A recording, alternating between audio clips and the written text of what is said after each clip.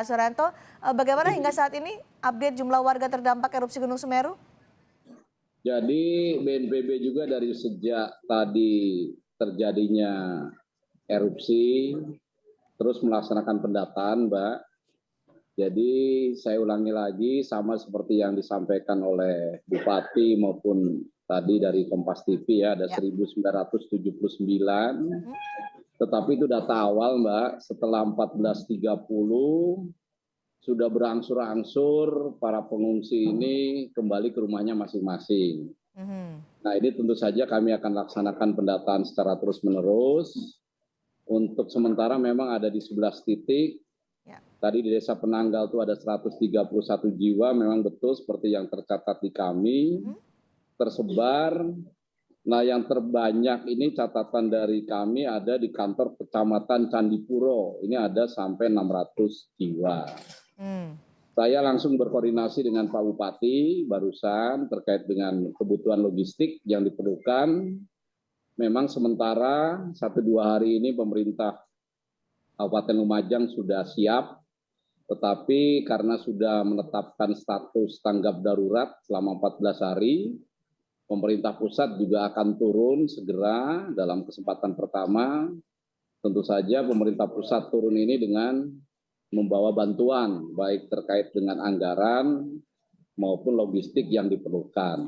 Demikian, Mbak Cindy. Baik, Pak Suryanto, ada berapa wilayah yang terdampak? Seluas apa dampak dari awan panas guguran Semeru kali ini? Jadi yang kami catat memang ini lebih kecil daripada saat tahun kemarin ya, tapi sementara ada 4 kecamatan yang terdampak. Kecamatan Pronojiwo, Kecamatan Rowo Kangkung, Kecamatan Candipuro, Kecamatan Pasirian. Sementara yang terdata desanya ada 7 desa. Nah, tetapi ini kan masyarakat ini sudah punya pengalaman ini. Dan satu hal yang bisa menjadi pelajaran bagi penanganan bencana di tempat lain adalah tepatnya dilaksanakan relokasi, Mbak Cindy. Sehingga yang sekarang sudah direlokasi ada 2.000 unit rumah, ya ada 1.956, tepatnya hampir 2.000 yang sudah direlokasi dan sudah ditempati sekarang tidak terdampak.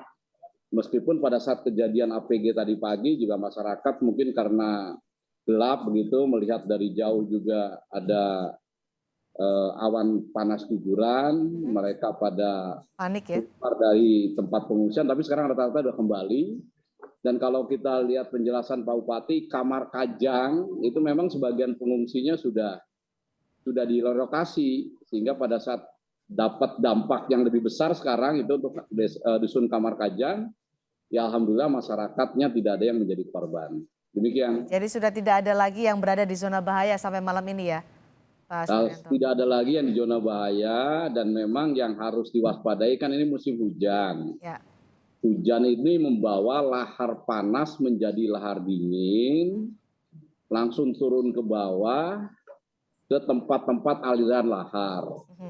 Kalau di tahun 2021, Desember 2021, ingat, itu aliran lahar itu sampai mengenai kampung. Itu dulu namanya ada Kampung Renteng itu. Karena apa? Karena aliran laharnya itu mengarah ke situ. Nah, ini kan sekarang sudah diperbaiki. Sehingga aliran lahar dinginnya ini ke tempat yang aman. Nah, diharapkan untuk masyarakat itu tidak boleh melaksanakan aktivitas kegiatan radius 500 meter dari aliran sungai itu. Demikian, Mbak. Pak Suryanto, sampai malam ini belum ada laporan korban terkait dengan awan panas guguran Semeru ya? Sementara untuk korban jiwa nihil, Mbak. Mudah-mudahan tidak ada tambahan laporan, karena sekarang kan kondisinya dari PPMBG juga sudah mulai reda. Sejak 14.30 gempanya sudah mulai menurun, meskipun statusnya tetap awas gitu ya, status yang paling tinggi. Tentu saja nanti dilihat dari ahlinya, ya Badan Geologi akan memantau terus perkembangan Gunung Semeru ini.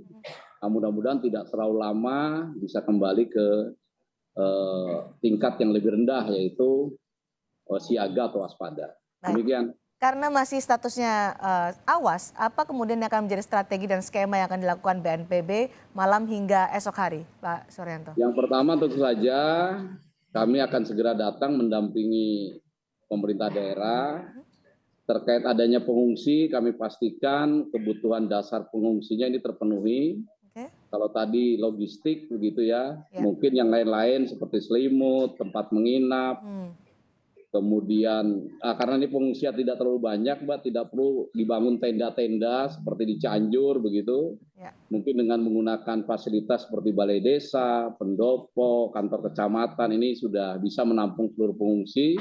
Apalagi pengungsi-pengungsi juga secara berangsur-angsur kembali ke tempatnya masing-masing. Nah ini kami pastikan kebutuhan dasarnya terus sampai dengan nanti status tanggap daruratnya berakhir, kembali ke normal ini bisa dipenuhi. Oke, artinya tidak ada penambahan lokasi pengungsian yang saat ini sudah tersebar di 11 titik, Pak Suryanto. Atau perlu nanti akan ada strategi atau skema tertentu yang akan dilakukan sampai status Gunung Semeru ini turun dari status awas? Tentu saja kami akan asesmen secara langsung bekerja sama dengan pemerintah daerah, unsur TNI Polri yang di lapangan. Kira-kira 11 titik ini sudah memadai atau belum, atau perlu ditambah lagi. Tetapi berdasarkan pengalaman APG 2021, jumlah pengungsian ini lebih sedikit, Mbak. Sehingga saya yakin pemerintah Kabupaten Lumajang sudah punya pengalaman dalam menangani pengungsi yang lebih banyak. Tentu saja sekarang lebih sedikit, mudah-mudahan dan pasti lebih baik. Demikian. Mudah-mudahan situasi juga lebih baik dan semakin membaik. Terima kasih Letjen Suryanto, Kepala BNPB, sudah bergabung bersama kami di Sapa Indonesia malam hari ini. Terima kasih Mbak Dini.